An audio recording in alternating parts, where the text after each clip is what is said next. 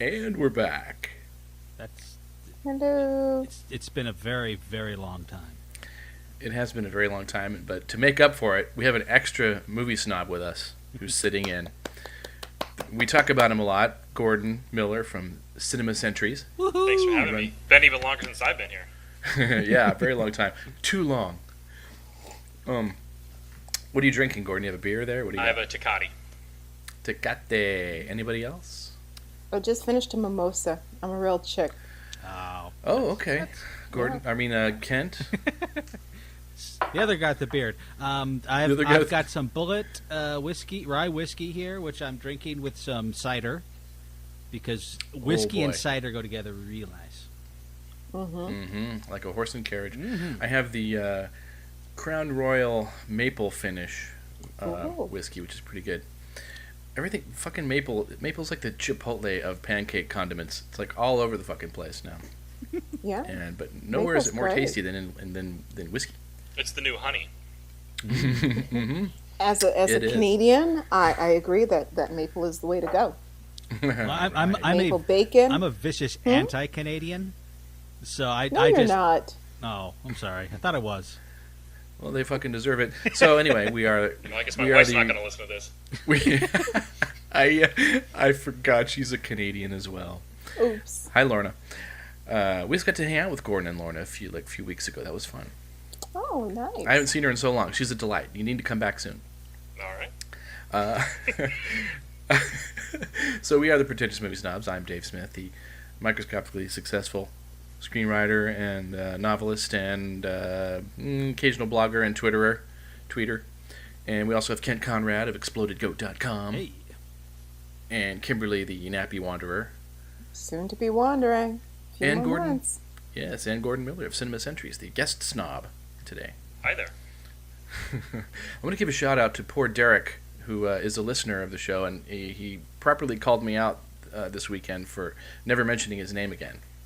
We keep giving shout outs, and I keep forgetting to say, "Hey, Derek." So there's a "Hey, Derek" for you.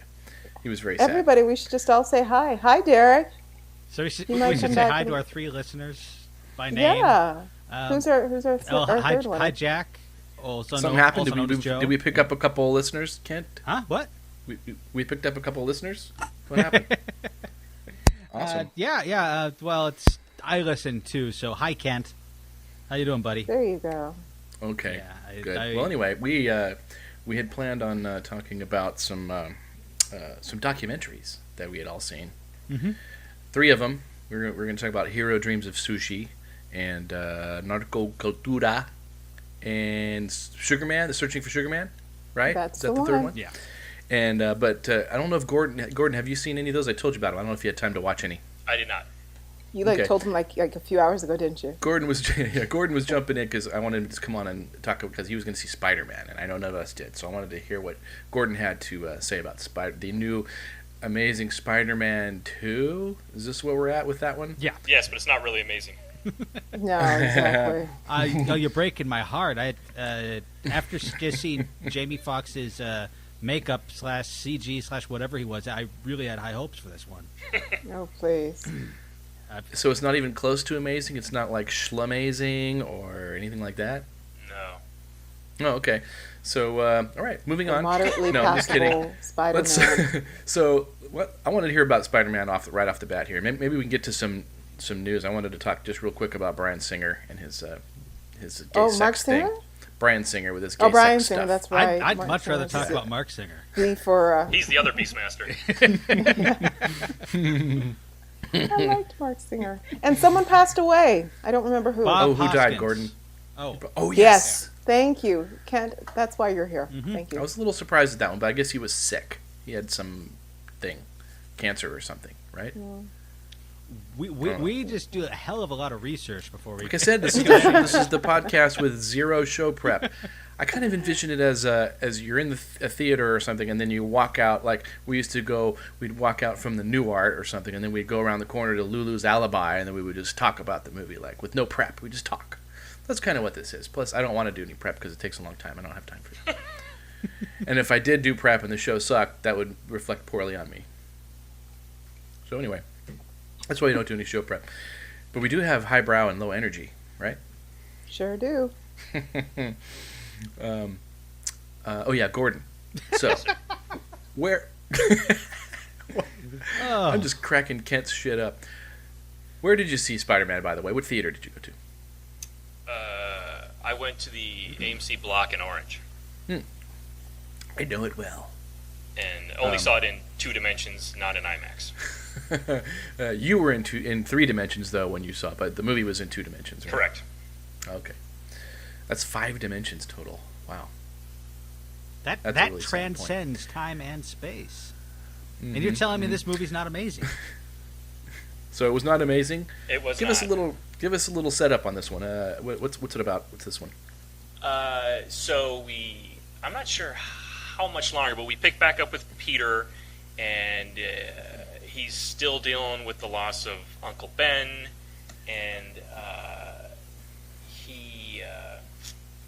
let's see, we see him fight against... let me jump in. Can I jump in just real quick? Because I have not seen The Amazing Spider-Man Part 1, and this is not the Spider-Man movies from Sam Raimi, right? This is a reboot, right? Correct. Mm-hmm. This is the reboot series, and I forgot to see Amazing Spider-Man Part 1, but this is the second part of that one. And that was an origin story, the first one? The first of the second, whatever this is, reboot? Yes, the first of the Mark Webb movies is also an origin, and they also sort of get wrong handling the way Uncle Ben dies. But anyway, and then instead of Mary Jane, the love interest is Gwen Stacy in this one, in this series. And, Okay. But as opposed to the comics, she's like a really smart scientist kind of gal, rather than the damsel in distress as she used to be.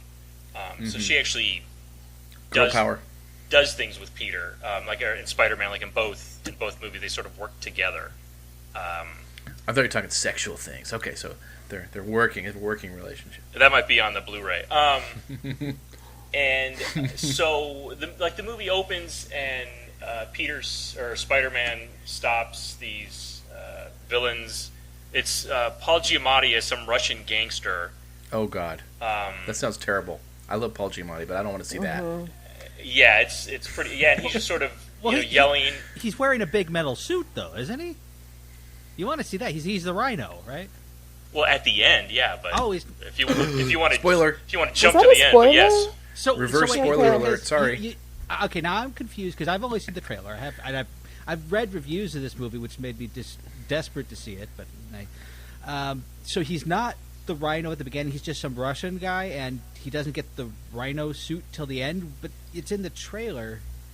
I'm confused. Well, I think the writers were as well, because we're not really sure why, but he is stealing some sort of chemicals from Oscorp at the beginning, some real volatile chemicals that he's racing around and smashing into cars, but it's almost like nitroglycerin, and if this stuff gets damaged, it could do some untold shenanigans in the city, but he apparently doesn't know or doesn't care, and then he gets jailed, but then later Oscorp, or Harry Osborn, who shows up in this movie, outfits him in the Rhino outfit, which is really extremely unpractical to use, so I'm surprised. Like, he uses it mostly standing up, and then when he runs, he goes on all fours, but it's hard to figure out how Paul Giamatti's working the suit to run. What? So, Gordon, are you telling me there's more than one nemesis in this movie, essentially? There are nemesis? He's more of like a background character. Like, he sort of sets up the opening and then shows up at the end, but he's not really central to the story. Mm-hmm. And so, like, the main villain is, like, Harry becomes the Green Goblin in this one, because his father has some sort of disease that we're not really sure what it is that sort of turns him into a monster. So he's obviously been messing with the Oscorp material. But when he's like in his 60s, it's sort of killed him and poisoned him. And yet over a couple of days, Harry has it and is somehow in the same position. So they don't really explain how it accelerated. And he gets it in his head that he needs Spider-Man's blood to fix everything. Of course. And that will somehow cure him. and because Peter took a picture of him, as a news photographer, he knows Peter can somehow get a hold of Spider-Man and then demands him to get the blood for him. And there's Wow. I read that there was a lot of villains, and it was a bit of a muddled plot. Did you like any of the characters? No. And whenever I say like characters, I always mean like you don't want to necessarily have a beer with them, but were they compelling or interesting characters? Actually, I thought Sally Field as Aunt May was like the best thing in it, even though she's hardly in it. But her performance was the best thing about it. So you like her? You really like her? I did. Oh. You see, now that's what I want from my comic book movies, is for the elderly female character to be the most compelling part. Did she take a shower at any point? She's amazing. And then Electro is in it, but he's almost not even a part of the story. I mean, Just comes to read the meter. Spider-Man saves him from, I don't know if it was like a car accident or something like that. He saves him from getting hit by a car, and then Electro, before he becomes Electro, as this Max Dillon character, somehow becomes completely infatuated and thinks they're best friends, and is Spider-Man's biggest supporter. And then he's also some computer genius or some sort of scientist. And like Philip Seymour Hoffman in Boogie Nights. A little like that. Oh, love that. Great reference. And the way Max becomes Electro, he has to stay and fix something high up in the rafters of this medical lab, and he has to connect some electrical wires that are right over a large pool of electric eels. And well, that sounds bitchin'. I don't know what the hell's your problem, you guys. And apparently they've got no one else who handles the electrical stuff, so he has to go up and do it, and naturally falls in, and no, what spoiler? and somehow gets electrical powers, but then he also almost seems to become electricity himself. So he'll go into some sort of power units and come out, but there's no explanation on how his clothes transform from clothing into electricity and back. He gets it from the same place the Hulk gets his pants. Oh, yeah. Bruce Banner and Electro are shopping at the same place. Yeah, that superhero pants store. Yeah. Mm-hmm. The super expando stuff. So, did you get any sense of, I always ask, too, when I'm watching these movies, I'm like, why did this story need to happen to this character right now? Now, in the case of these heroes like Spider-Man, who are more, they're not, well, Spider-Man's a bit of a mythic hero in the first one, obviously, because he becomes Spider-Man, but the characters who are already, skilled and squared away usually will learn something throughout the movie. Like, was there anything of that? Like, was there a problem that he worked out? Does that happen? Or is it just muddled up in the 4 or 5 different villains and the? Well, it only comes at the very end because, should I just give away what happens? Do we hate this movie enough to where we're just gonna spoil it all? It's already spoiled. It sounds. If anyone has ever read any Spider-Man, I think I know the spoiler going to, and anyone who's read Spider-Man knows it's going to happen. If it involves Gwen Stacy, yeah. Correct. All right. So if you don't want to know, well, fast forward over the next 2 minutes. So they sort of recreate the death of Gwen,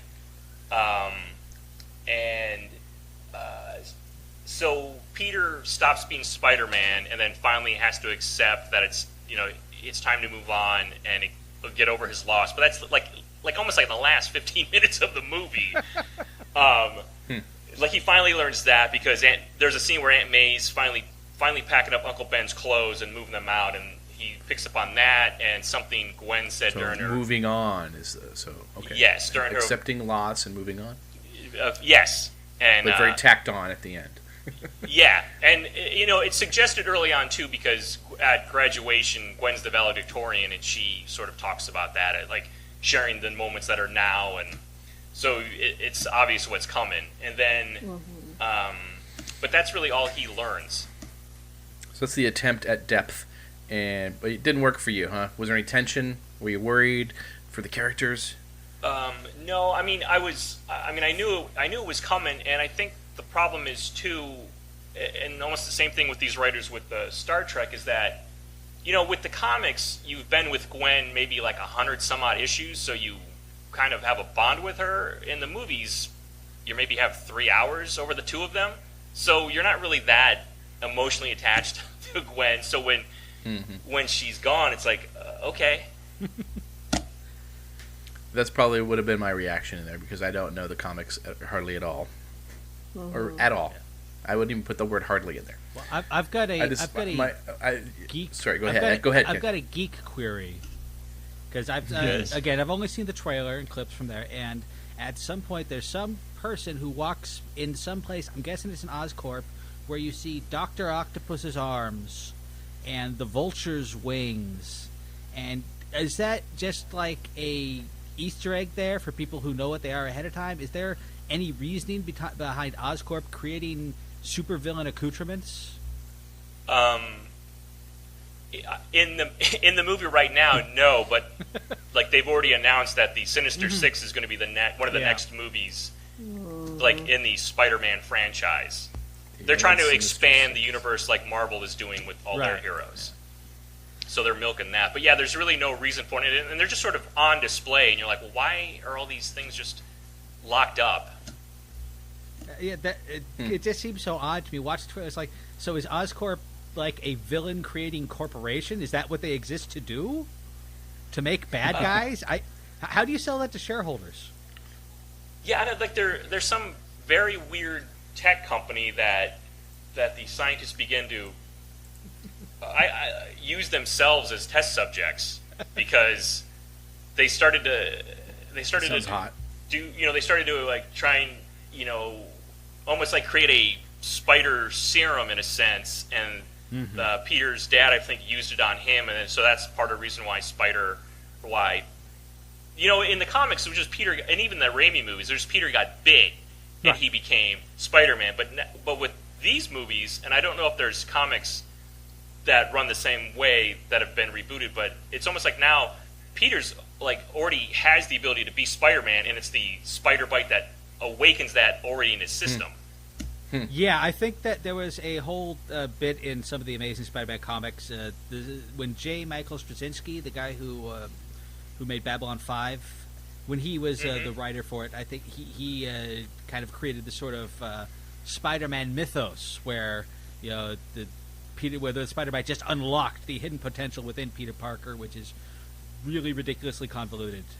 It's way more believable. Yeah. It's the gritty, realistic reboot. Well, this is my question. How did you like the first franchise with? I guess that was Sam Raimi's with Tobey Maguire. How did you like that one in comparison to this one? I like those. It's been a while since I've seen them. Of course, the third had a little too much going on, but I didn't dislike it as much as its reputation. But I thought they were fun, and it was nice that they included J. Jonah Jameson, who's like one of the best things about Spider-Man in these movies. Like this movie hints at him, like he sends memos to Spider-Man, and I think eventually they might cast somebody, but I'm not sure what they're doing with the third movie. Wow. And then Mary Jane was supposed to be in this one, but then they cut her out, so they're just saving her for Spider-Man 3. Oh boy. Well, this sounds like a movie that I don't want to see. And I don't think I'm ever going to see it. Well, I'm going to a midnight show right after this, hearing this report about it. I think it sounds. You're going outside? Stirring tribute. Oh wait, to, that would be required that I leave the house. Never mind. You'd have to leave the house, and there's no booze at the movie theater, Casey. Can you rig up the special harness for your foot to carry it over there to the theater? Yeah, I've got a wheelchair. I've got a cane. I've got the splint. I've got like Malmutes that are just gonna take me through anywhere I need to go. Are they called Malmutes? Or the house? I know something's called a Malamute. They're your creatures. Yeah. I know. Something's called a Malamute. I'm making them up as I go along. I don't know anything. My whole life is a fraud. Well, let's talk about. Should we talk about Bryan Singer real quick, or should we just go right on to? I think. Well, Gordon didn't see the movie, so we can ask him what he thinks of this whole Bryan Singer gay party and molestation or kid rape business. What do you know about this, Gordon? Have you been keeping up on this? Is there a track on this on Cinema Sentries? There is not. It certainly seems odd that it's taken so long to break out, but now it just seems to be growing and growing, and you wonder how much is people wanting justice and how much is people wanting a buck. Mm-hmm. Yeah, I'd like to see some.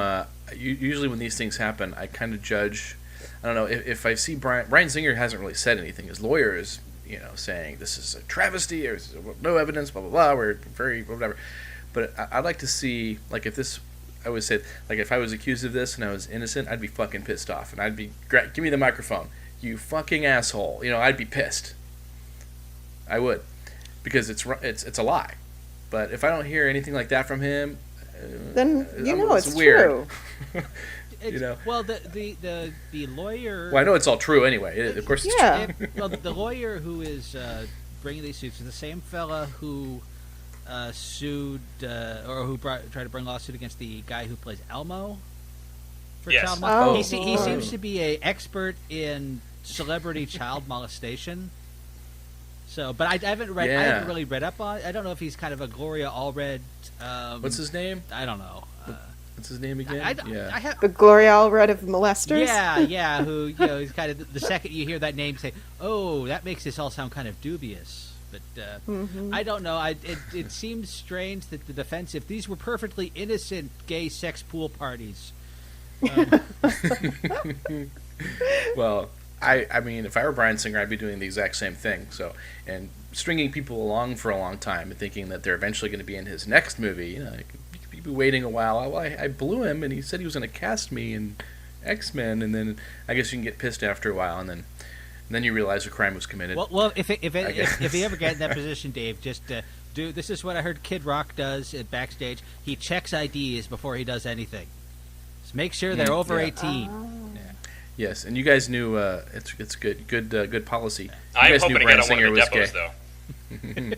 Oh yeah, a little side thing for Gordon there. That would be That's great. Oh wow, we right. could have had a. Well, you can't talk about that, I guess, but if you did, oh shit. Oh, what you was I still gonna do say? that? That's cool. Yes. What the hell was I gonna say? Damn it! It was just awesome. Probably wasn't awesome. Were you going to talk about Bob Hoskins? Were you going to? No. Oh, did you guys? You guys knew Bryan Singer was gay, right? Already? Was he out? He's before open. He's out. Yeah. Yeah, I knew that a long time ago. I learned it at SC for some reason because Pool party? I Pool said pool party? Not at a pool party. No. I never got invited to those sort of things. I guess I'm too husky for that crowd. But it was just. You're still It lovable. was one of my professors talking. My professor, who is a ex-Jesuit, who there you go, who seemed gay, who loved Doris Day movies, who seemed gay as all get out, but yeah, he mentioned Bryan Singer was gay and one of his students several times. Yeah, I went to a screening many moons ago of maybe it was before X-Men, I guess, but it was a screening of Paint Your Wagon at the Egyptian, and Bryan Singer was there, and everyone was like, "Hey, it's Bryan Singer," and he looked like the quarterback of the gay NFL team. He was just like, yoo-hoo, like running around like, oh wow, I guess that guy's gay. Like pink, like a pink Izod shirt on or something. It was like rolled up, So it's like, wow, he's pretty gay. What year was this? I don't remember. It was a while Pink back. eyes on it. It wasn't in the 80s. That's my recollection. I have a very that, and his dick tasted like shit. That's how I know he was gay. I have a kind of a straight. Now it tasted fine. It was nice. Yeah, come on, dude. Don't be messing around with the guy. Now, I for one summer, this is a very tangential connection. Summer before I went to college, I walked the dog of the dad of one of the producers of The Usual Suspects, who kept telling he was going to go take me to meet Bryan Singer. Now I'm glad that didn't occur. He wants to meet Yeah, you. He's talking about how he was out trolling. He was like the Usual Suspects was edited in his living room, and he said, "Yeah, this will work out." But I was working for a dog walking service that charged insane. It was like $45 a day for 3 walks. I felt horrible taking that money from this ancient man, even though he never remembered anything I told him, and called me at 6 in the morning. So you said you'd be here right now. That was a weird. And that man was Sherwood Schwartz, right? I don't know. I don't know. I remember feeling really sad because there was an old folks home. I'd visit him, and he would kind of like when I saw him, he'd hold on to his dog. Said, "You and me, we're just prisoners of fate," and that felt really weird. Jesus, sounds like a Kurosawa movie when he was older. You know, there's a bit here I wanted to read from one of the stories. It said something about when he was 17, the man claims in the lawsuit, Singer fondled him and tried to force him to have sex, bringing in a, quote, large muscle-bound man to, quote, smack him around to try to get him to comply.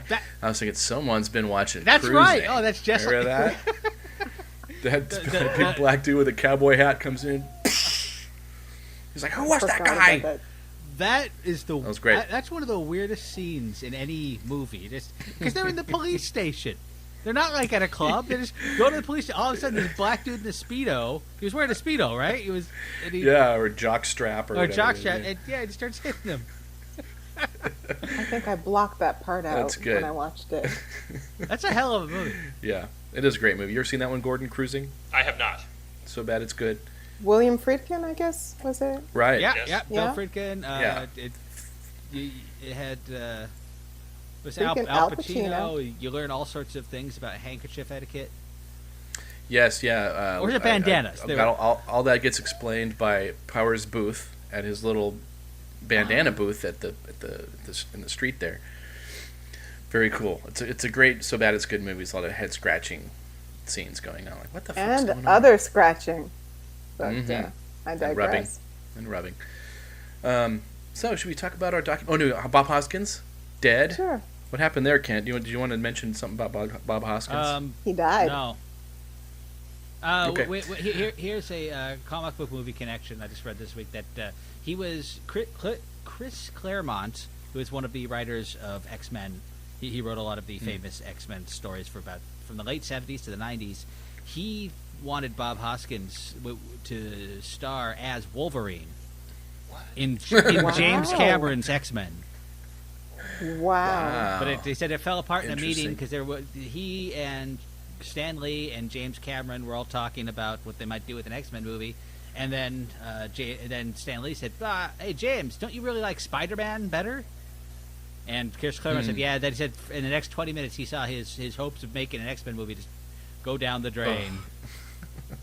Because for a long time, James Cameron was attached to a Spider-Man movie, and it was James Cameron who, in one of his drafts of screenplay, I think, or maybe one of his story sessions, who decided that there was no really good reason for Peter Parker to invent his webbing.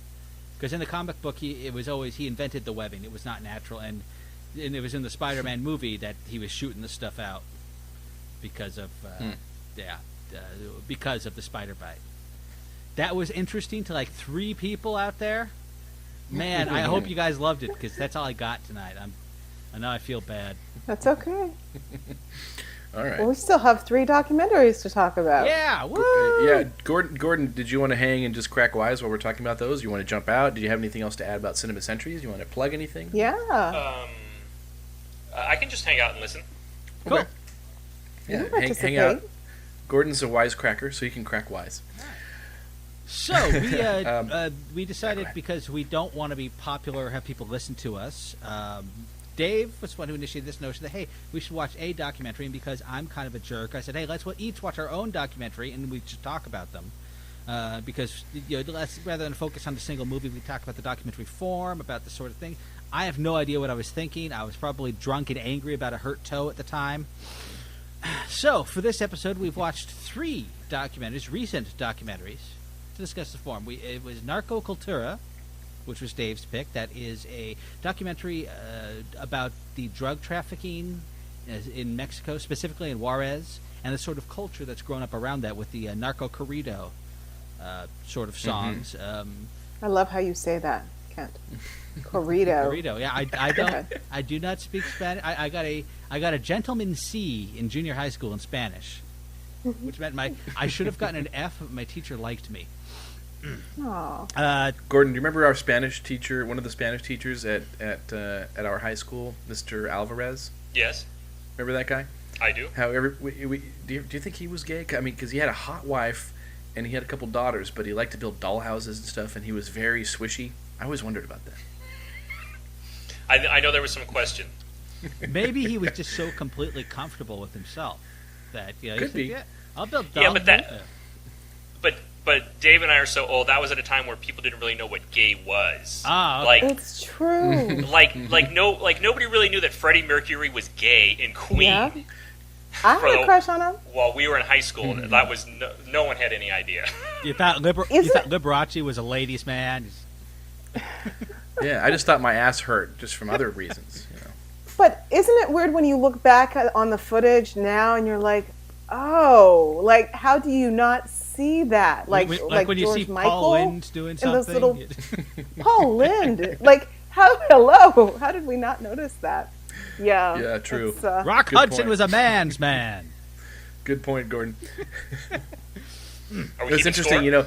By the way, talking about high school, like the technology's boy has come a long way. I actually had the computer science class that I had in high school was actually in with Gordon, I believe, right? Or you had it maybe a different period, but it was Mr. Bros. Remember him? Yeah. That's that surfer guy from Huntington Beach area, kind of. Yeah, that was him. Yeah, I And remember the him. computers were gigantic, things with like 5-inch green screen, and you could send emails to each other, sort of. It'd probably take a day and a half to get to them. Get to each other, You guys but weren't working on we used punch to- cards? We used to... No. It actually was a I'm CRT young. screen. So, boy, things have changed. Yeah, that was the best thing, being able to send someone a message in the next period who you were going to see walking by in the hallway. Yeah, that was great. Just like we use it for now. But anyway, okay. Okay, continue, that's one Ken. of the movies we watched. The other one was this was selected by Kimmy, Searching for Sugarman, which I believe won the Oscar in 2013. Was it 2012? Good Damn, question. It won the Oscar. I don't know if it was 12 or 2013. It could have been 2013. That is Somebody about Google. the singer-songwriter, the Detroit-based singer-songwriter Rodriguez, who released 2 albums to no acclaim in the United States in the early 70s, who was a massive superstar, unbeknownst to him, in South Africa.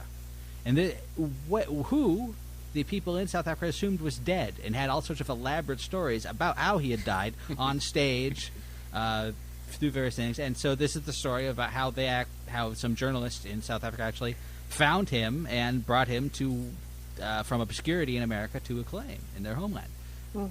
And the third film selected by me was about Japanese people. Surprise. Jiro Dreams of Sushi. Jiro Dreams of Sushi and Narco Cultura are both on Netflix Instant Watch. Searching for Sugarman, you have to break a sweat to get a copy of it on DVD or rent it somewhere. But anyhow, Jiro Dreams of Sushi is about a sushi restaurant in Japan run by Jiro. I don't remember his last name.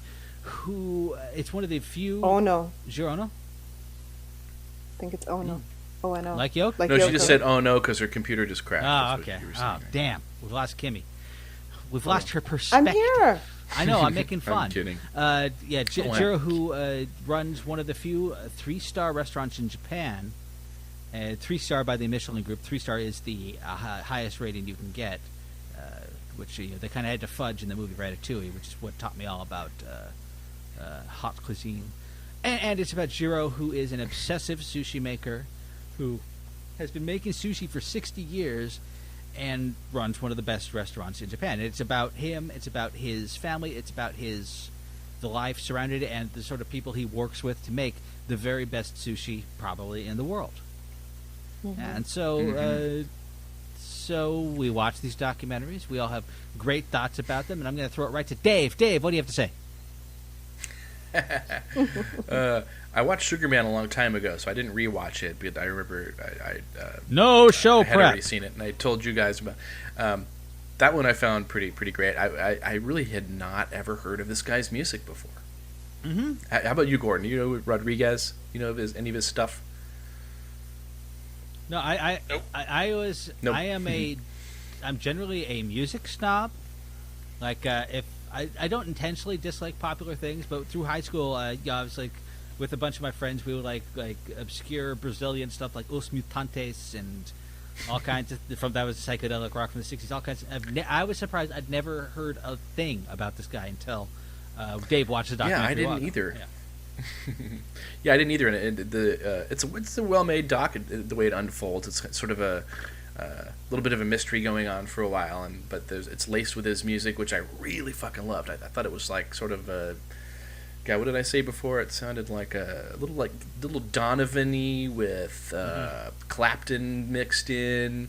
He doesn't have a great voice, Dylan. but he does have a lot of character. Yeah, kind of Dylan. the Dylan style of storytelling. Yeah, little his voice is a little. He has like a bit of a speech impediment, but his voice sounds cool still. A little nasally, but great lyrics and great guitar playing, and great. But the documentary itself was very fun too. I like the way it. Interestingly, unfolds. that whole mystery thing. Oh, sorry to cut you off, Casey. I actually, that was what I don't want to say I didn't like about it, but to me that I don't want to say it bothered me, but it did kind of.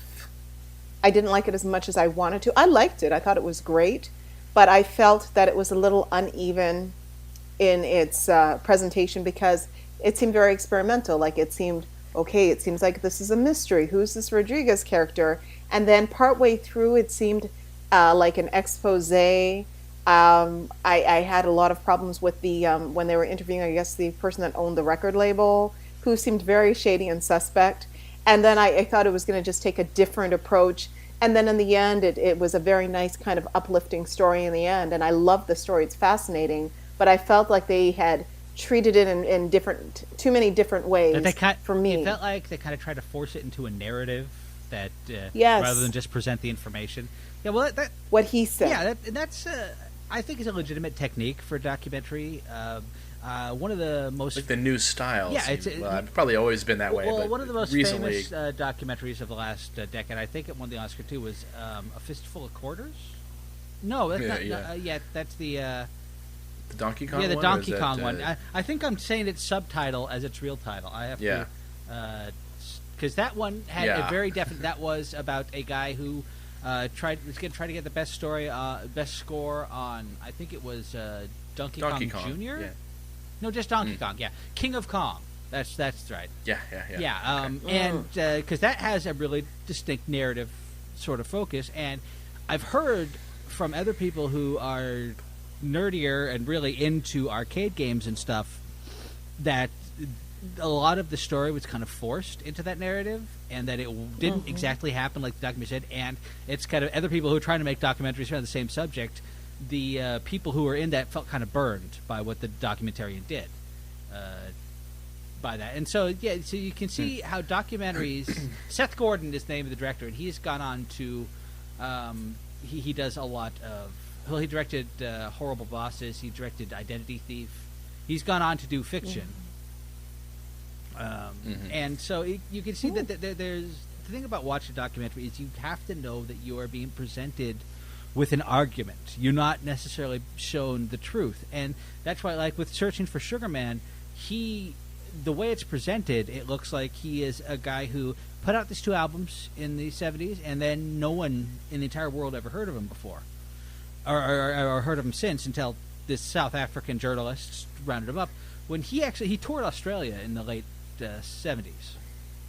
And he was kind of popular there. And so they fudged a little bit of this. Yeah, it kept it. I think you could say it kept it from the South African perspective, because they've mentioned in South Africa, because of the tight government controls on information, they didn't know. They assumed that he was huge in America since he was huge there, and he was so good. And that's one thing. We watch a documentary. It's still a movie. It's still being made by people with a certain perspective, and they only want to show you what they're going to show you.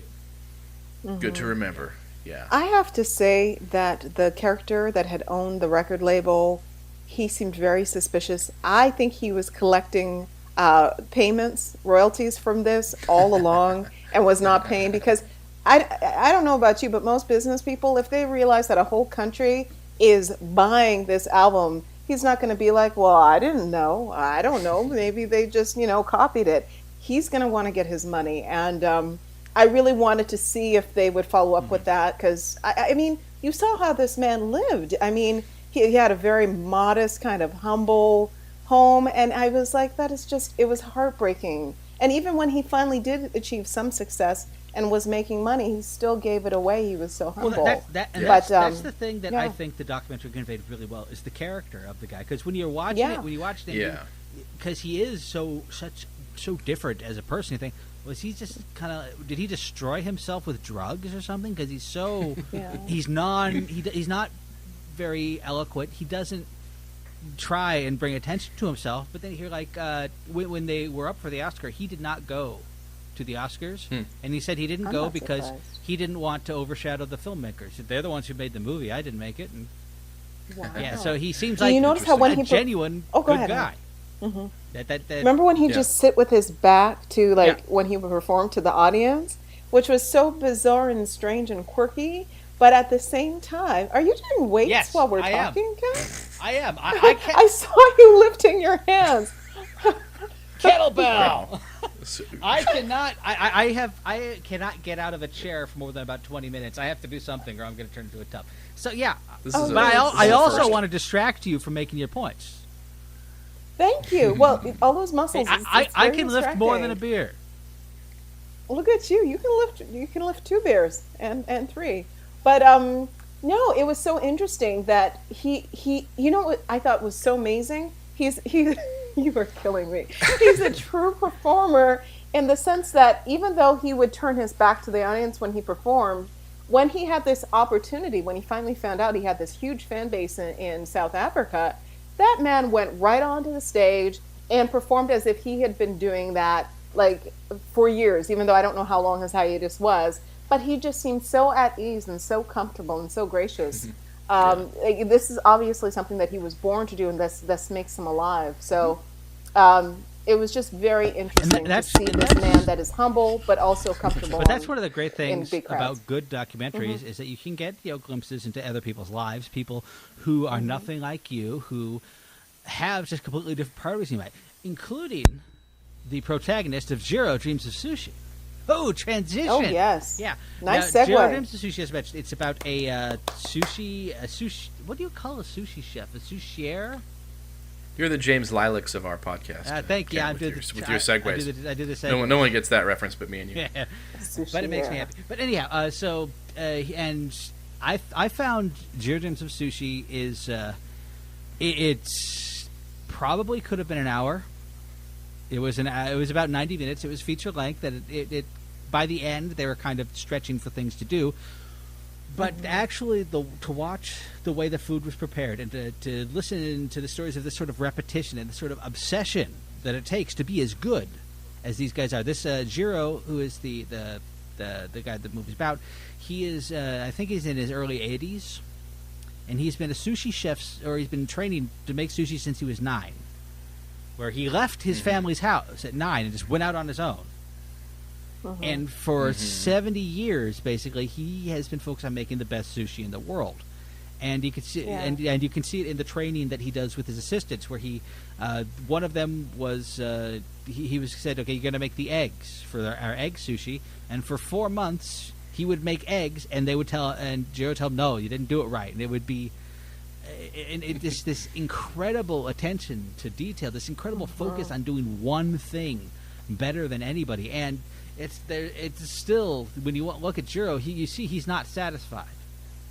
Whatever's the best isn't quite good enough, and I thought that was an interesting character to look at.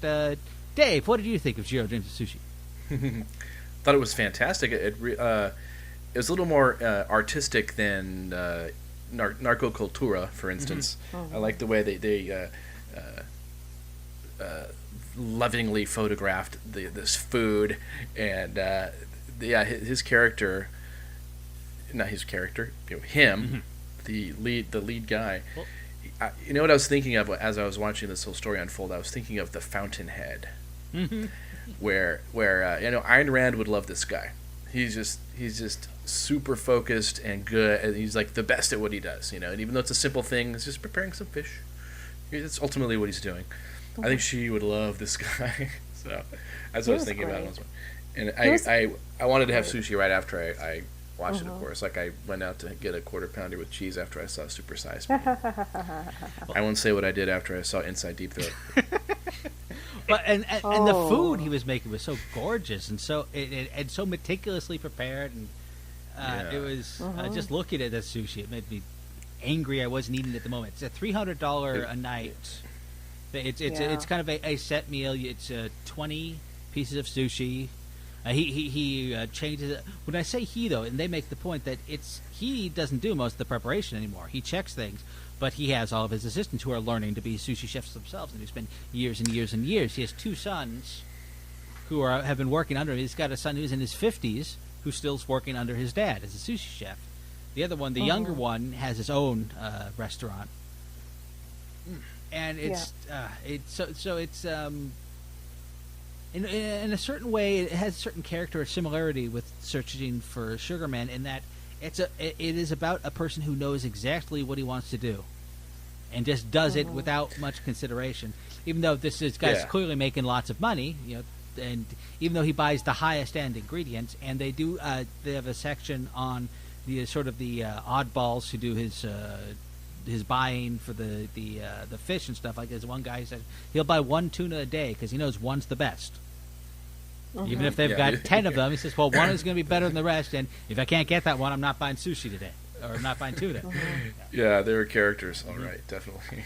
I have to say, it was beautifully done. I don't watch a lot of documentaries, but I have to say, I think he's actually 85, and there is something so beautiful in this day and age about a person who is committed to a craft just for the sake of doing it well and excelling, and I find that is lacking in our society.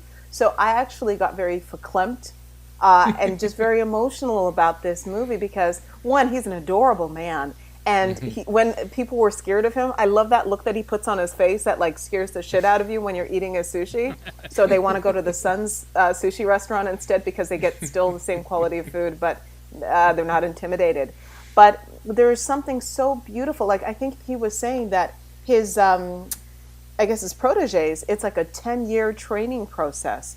And for someone to want to do something so much that they love so much for such a long period of time, just for the love of it, is so rare because people just want to make money for the sake of making money and they don't take pride in their work.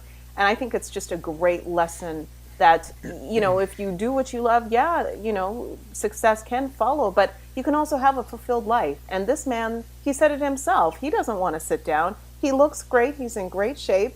And he doesn't want to stop because he loves what he's doing. So what is it they say? Do what you love and you never have to work a day in your life. So, yeah, exactly. Yeah, it is very inspirational from that standpoint. I agree there, big time. Which is why it reminded me of the Fountainhead. If anybody's, I don't know who's familiar with the Fountainhead.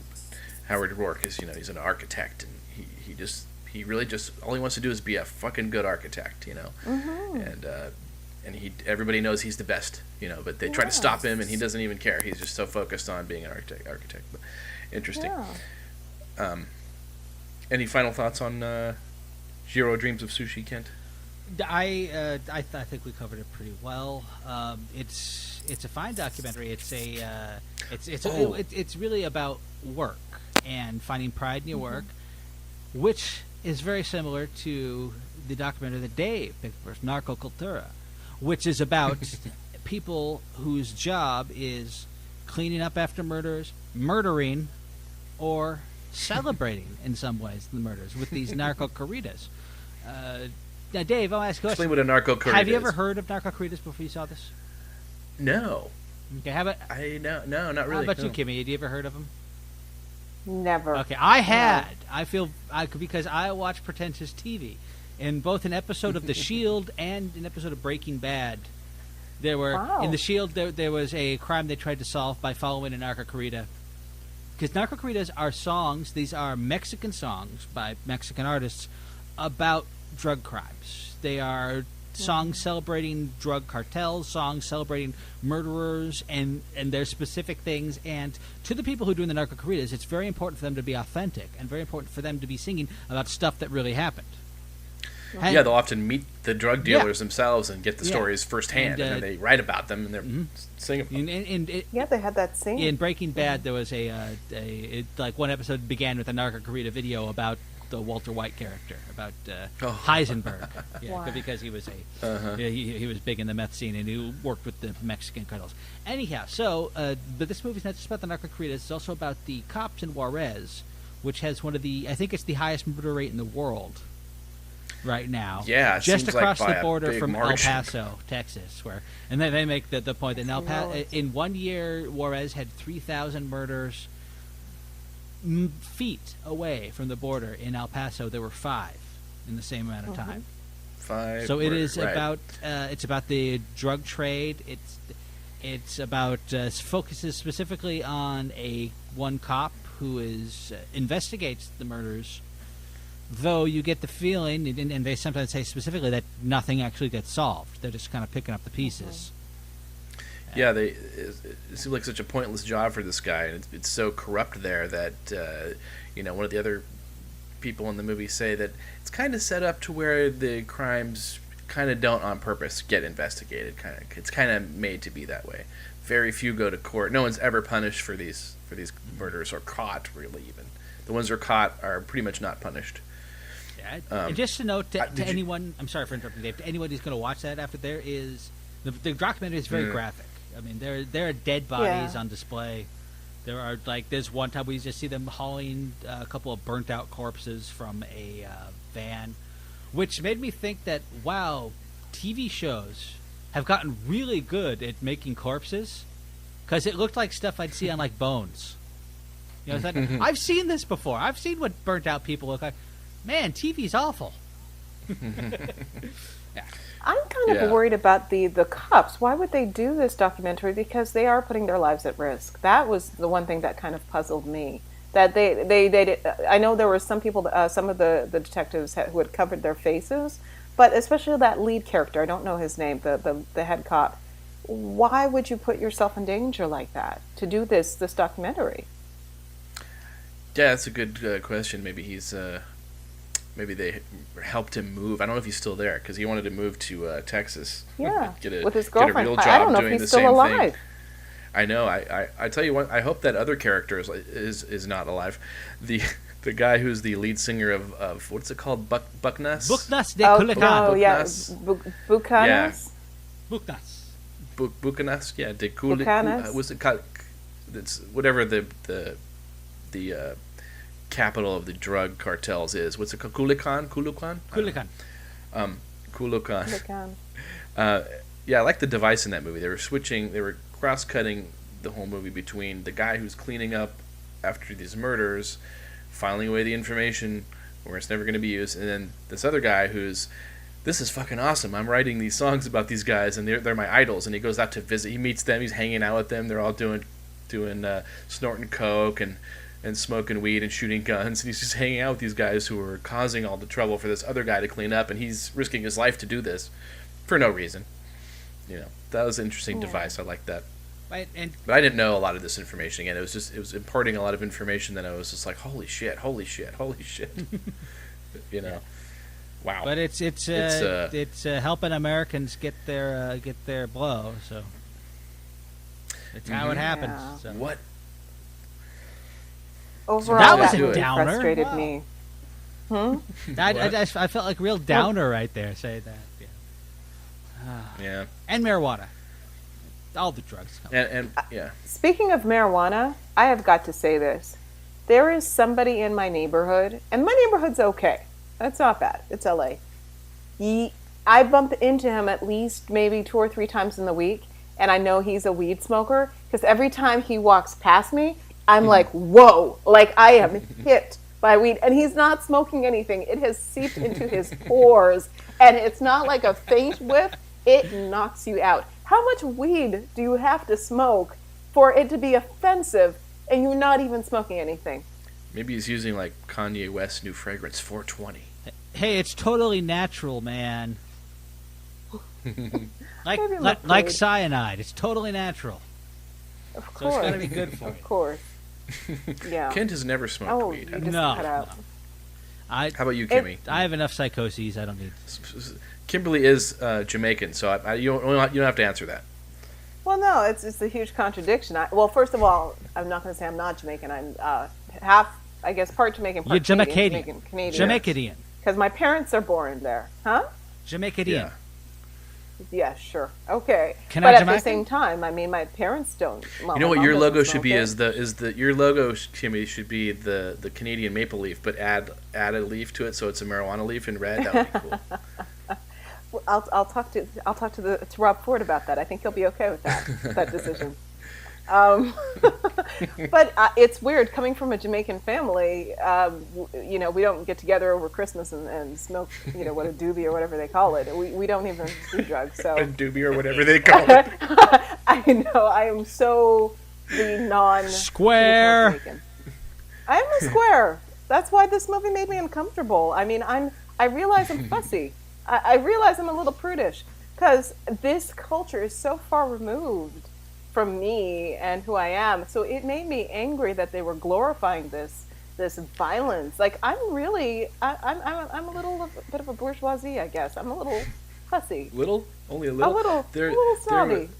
It was that stuff you're talking about. It was so bad in this, the glorification stuff. It made the early '90s rap look like quaint, and you know the Ice-T and those guys and Biggie and Tupac, that looked quaint compared to what's going on over there. Well, they were saying that this is like the new hip hop, and oh my god, you know what freaked me out? That they were performing at House of Blues, and was it Nokia Theater or was it Staples? Yeah. You know how much money it must take to rent out that facility?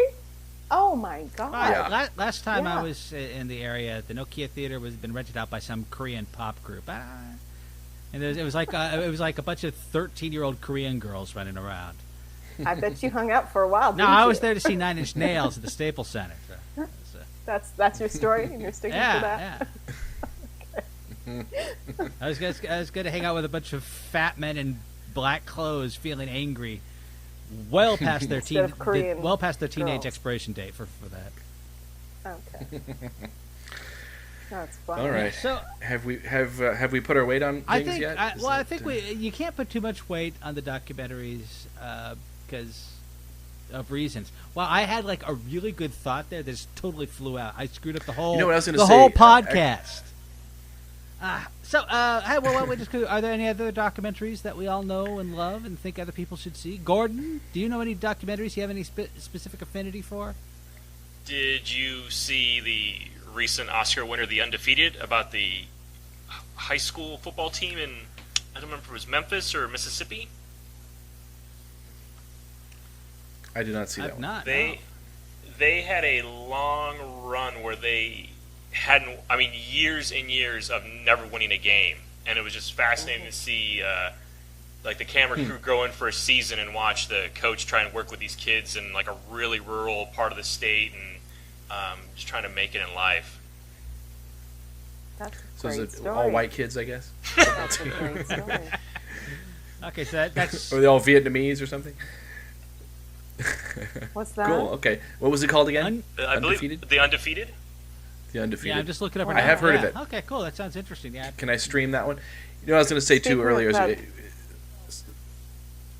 Huh?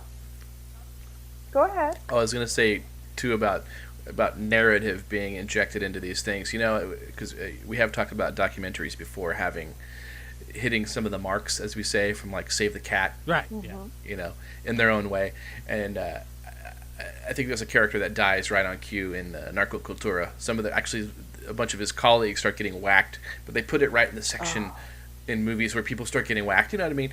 And there's in Jiro Dreams of Sushi, you know, right near before going into the last act, as it were, they start talking about how we're overfishing, the tuna's going to be gone. You know, it's like they always managed to put those things in those same spots there. I found it interesting. Both of them dealt with death, like at the very end when Jiro visits his parents. He's like, I don't even know why I'm visiting them. They never looked after me. I love that. They were, yeah. It was kind of an inversion of what because you know the Japanese Shintoist religion is really focused on everything kind of having a soul, and it's kind of an ancestral based religion. And he was saying that my parents sucked. Mm-hmm. But he was a good dad. Yeah, well, he really prepared them for greatness. Well, though there was a fantastic anecdote from his kids where one time when his dad actually was home to sleep in bed at night, he woke up his mom. There's a strange man in our house because they spent so much time in the sushi restaurant. No, it was good. I really enjoyed it. It was very inspiring. Before I forget, I wanted to say, and that cemetery for the criminals. My God, that was a cemetery. It looked like I thought it was village. I thought it was a housing development at first. Yeah. From all these crypts, these guys are having themselves buried inside their Hummer and shit. Well, what's so sad though? Did you see there was 1 year, and I think this kid must have been like 23. Like he was born in 85 or something and died like in, I don't know, 2000. I don't remember. But I was like, and there's this honor and this pride, and this is like a booming business. This cemetery, this like growing cemetery. Drug war veteran cemetery or something. Yeah, it's really, really sad. But before I forget, I wanted to say it's not a documentary, but it is based on true facts. I watched, because we didn't talk about what movies we watched, The Last King of Scotland, with Forrest Whitaker, James McAvoy, Kerry Washington. That's the movie about Idi Amin. That movie, watch it again if you haven't watched it. Yeah. That's about Idi Amin, right? Idi Amin, yeah. Watch if you haven't watched it. I've watched. It was. I think I last saw it in the theater, and I saw it again, and it was fantastic. I'd watch it again. He deserved an Oscar for that, and he got it. Well earned. Okay, excellent. I think there you have it. I think we've done our business here. Next week we'll be talking about insert movie here, and it's going to be a great show. Oh yeah. Next week, We're that's just funny. playing hard to get. I really thought insert opinion here. Yeah. So. All right, very good. We don't know what we're going to talk about. Maybe go see a movie that's playing in the theater, like Gordon did. Setting the bar pretty high. Gordon, you going to be back again? Oh yeah, we'll have Gordon back. Sure. We'll have Gordon be a regular guest here every so often here, more regular. Yeah. If he doesn't mind. So anyway, so thanks to Gordon Miller of Cinema Sentries. And thanks Ken Conrad of ExplodedGoat.com, and thanks Kimberly Blagrove. And you're welcome. I can fuck off. I'm not going to thank me. By the way, buy my novel. Hey, Dave. Whiskey Tango. Dave. Yeah. Thank you, Dave. Shameless self. Thank you. Oh, you're welcome. All right. Gordon promoted my novel there. He put a link up I did a little piece on there, and he linked to my novel. So thank you for that. Sure. Aww. So everybody, Whiskey Tango, a whole other kind of spy novel. Get it? It was just on sale for 99 cents last week, but. It's off sale now. Yeah, from 99 cents. I didn't get it for 99 cents. You didn't? I feel very short. There's $2.07 of royalties that came from what I bought to you, Dave. Ooh, man! All right. I feel the love. Somebody write a review. And someday I might read it. Yeah. Yes. I have to read it. I don't care if you read it. If you bought it, write a review for me. Just throw up quote a line or something. I hardly endorse this. I hardly endorse this service or product. Yeah, make it like when Frank Sinatra is awakened in the middle of the night to asked about the character in Manchurian Candidate. They just snap right up and they go, "He's the greatest man I ever met," because they were brainwashed to say that. All right, well. Hey, Dave, I heard John Dusky stole a copy of it. Sorry, it's a total inside joke. That's a fantastic inside joke. I love it. I think you told me about that, so I'm laughing legitimately. That's great. We got to have John download this just to hear that. That's awesome. All right, thank you all. We'll be talking at you later.